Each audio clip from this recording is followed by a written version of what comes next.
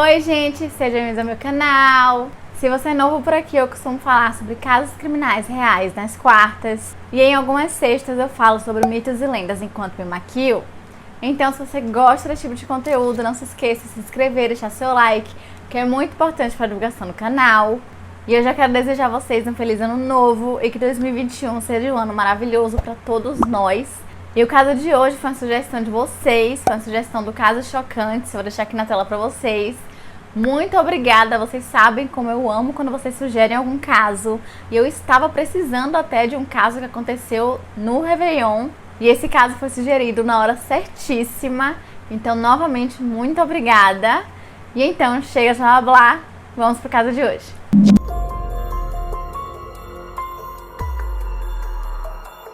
O barco Batomocho foi construído no início dos anos 70 em Fortaleza pela Indústria Naval do Ceará, LTDA. Inicialmente ele era conhecido como Cama Louca e sua capacidade era de no máximo 20 pessoas. E quando mudou de proprietário em outubro de 1976, passou a ser chamado de Prelúdio e o barco também recebeu uma reforma completa na embarcação, transformando-a em um motel flutuante que passou a ter 4 suítes no deck principal, além de um luxuoso camarote de 36 metros quadrados. Em 1980, o barco foi vendido para um grupo de espanhóis de um restaurante chamado Sol e Mar, que era especializado em frutos do mar e muito popular na época. Os espanhóis eram Avelino Rivera, Pedro González e Ramon Rodrigues Crespo. E a ideia deles era aproveitar o sucesso enorme que o restaurante deles estava tendo e fazer então um barco-restaurante no qual os clientes poderiam comer aproveitando a vista do mar. E foi então que foi lançado o primeiro Batomocho, que foi inspirado nos barcos estreitos e compridos que percorrem o rio Sena, em Paris. Apesar de que o Batomocho de Copacabana não tinha nada a ver fisicamente com o Batomocho de Paris. O primeiro Batomocho acabou sendo desativado após algum tempo devido a um incêndio que fez com que o barco afundasse nas águas da baía, porém não teve nenhuma vítima. Mais tarde foi lançado o Batomocho 2 ou Batomocho 2, que também foi desativado pouco tempo depois pelo fato dele não suportar muitas pessoas. E ao final de 1988 já estavam em funcionamento o Batomocho 3 e o Batomocho 4. E eles fizeram um sucesso absurdo, era um novo ponto turístico do Rio de Janeiro e era basicamente uma parada obrigatória para todos os visitantes que visitavam o Rio. Além de que os ingressos poderiam ser comprados em praticamente todos os hotéis da região. Com a grande repercussão, os donos decidiram fazer uma nova reforma completa da embarcação, porém, sem autorização prévia da Capitania dos Portos. Os camarotes foram desmontados, dando espaço para salões e decks definitivos, tudo equipado com poltronas, sofás e mesas. Em dezembro de 1987, a madeira do piso foi substituída por uma plataforma de concreto que pesava 4 toneladas, dentre outras mudanças. No dia 5 de dezembro de 1984, o barco passou a ser um barco de recreio, quase um navio, com capacidade para 153 pessoas. Porém, sua base, como seu casco fino e os tanques de lastro, permaneciam os mesmos desde a sua construção em 1970, que havia sido feito para suportar apenas 20 passageiros. Outro problema eram os móveis que não estavam fixados no deck, o que representava grande perigo para caso o mar estivesse agitado, levando em conta que as peças poderiam facilmente atingir algum passageiro.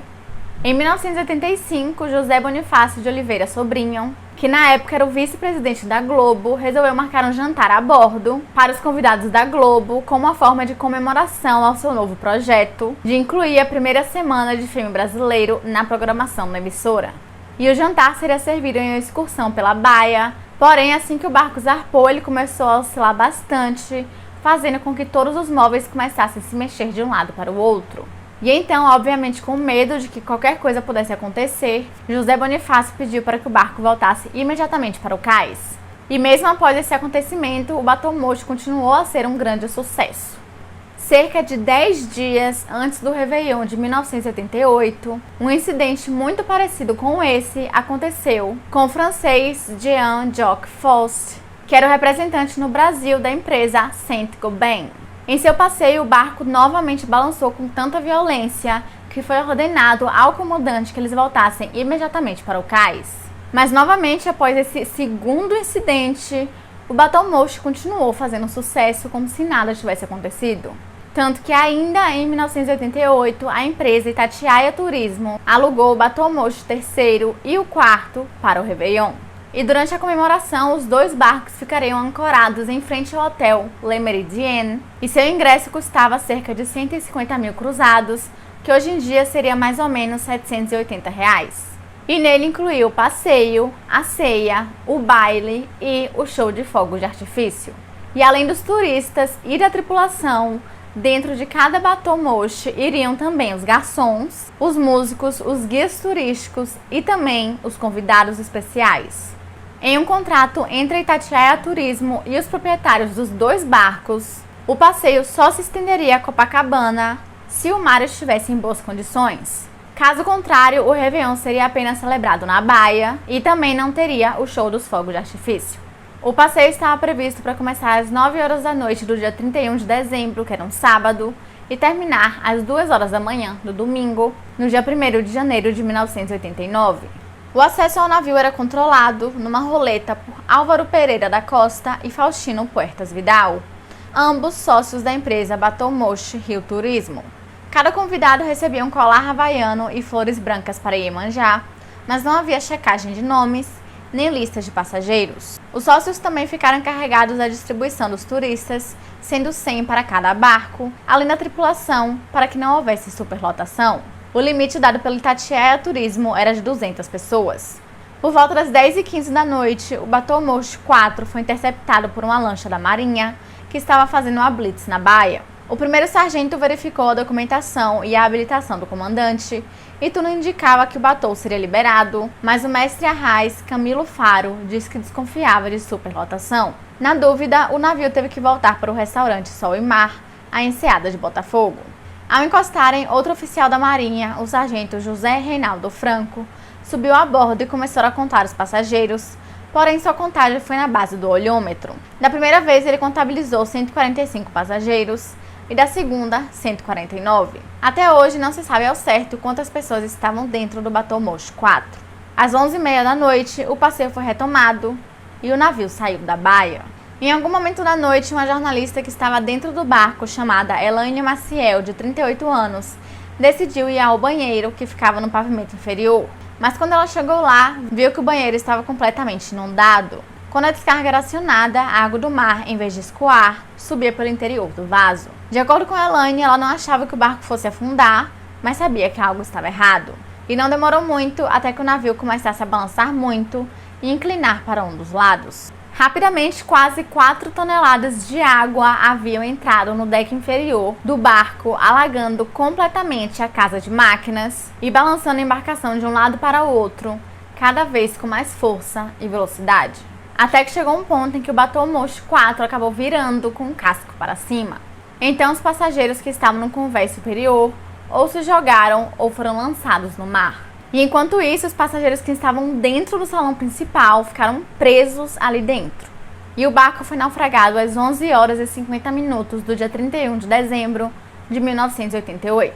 E todo esse acidente foi presenciado por um outro barco que também estava indo em direção a Copacabana. O barco abrigava os pescadores Jorge de Souza, João Batista de Souza Abreu, Marcos Vinícius Lourenço da Silva, Francisco Carlos Alves de Moraes, Jorge Luiz Soares de Souza, a traineira Evelyn Maurício e também suas respectivas famílias. E ao avistarem o naufrágio, eles rapidamente começaram a jogar várias boias, cabos e cordas para tentarem salvar o máximo de vítimas possível. E na época, e até hoje em dia, esses pescadores são considerados uns heróis, porque se não fosse por conta deles, com certeza muito mais gente teria morrido. E ao longo da investigação, no início, as pessoas acreditavam que tinha sido apenas uma fatalidade e que seria apenas um acidente, que não teria ninguém responsável, mas logo descobriram que a tragédia era responsabilidade da empresa de turismo e também dos proprietários do Batomoshi. Ao todo, 55 pessoas morreram. A atriz Yara Amaral, de 52 anos, foi uma delas. Ela e sua mãe, Elisa, de 73 anos, ganharam os convites de um casal de amigos, Silvio e Disse Grotkowski. Yara chegou a convidar os filhos para acompanhá-la no passeio, mas Bernardo e João Mário, de 16 e 14 anos, preferiram passar o Réveillon na casa de amigos. Bernardo Amaral, hoje com 48 anos, recorda que foi o seu pai, o ator Luiz Fernando Goulart, que lhe deu a notícia sobre o falecimento de sua mãe. E o número de vítimas poderia ter sido muito maior, porque vários convidados acabaram desistindo de entrar no barco quando viram que não era tudo aquilo que eles imaginavam que seria. Pela propaganda e pela fama que os Batomoshi recebiam, muita gente acabou achando que o barco seria enorme, teria capacidade para muita gente, que seria extremamente glamuroso. Só que essa não era a realidade, era bem menor do que muitas pessoas acreditavam que era. E quando muitos dos convidados chegaram ao local para embarcar, eles perceberam que já estava cheio demais, então não seria nem um pouco confortável. E por isso eles deram meia volta e foram passar o Réveillon em outro lugar. 2 laudos, um da Marinha e um da Polícia Civil, apontaram que o Batomoshi 4 estava com superlotação, além de diversas outras irregularidades, como, por exemplo, furos no casco, escotilhas abertas e coletes salva-vidas fora do prazo de validade. E de acordo com a perícia, diversos fatores influenciaram para o ocorrido, entre eles o excesso de peso de cargas, somado ao excesso de número de passageiros, o deslocamento dos turistas dentro da embarcação e a ineficiência das bombas de esgotamento. Além disso, eles também apontaram a substituição do piso de madeira pelo piso de concreto, que pesava 4 toneladas a mais, e também o posicionamento incorreto de 2 caixas de água no teto, que facilitaram muito a inclinação do Batomoshi que levou ao naufrágio. E uma das questões levantadas durante a investigação era a possibilidade de ter havido um suborno na liberação do barco pela Capitania dos Portos. E no dia 20 de janeiro de 1989, a brasileira Kátia Rangel, que morava nos Estados Unidos, mas que estava na embarcação do Batomoshi 4 no dia 31 de dezembro, entregou uma carta ao Consulado do Brasil em Nova York, dizendo que havia sim tido um suborno.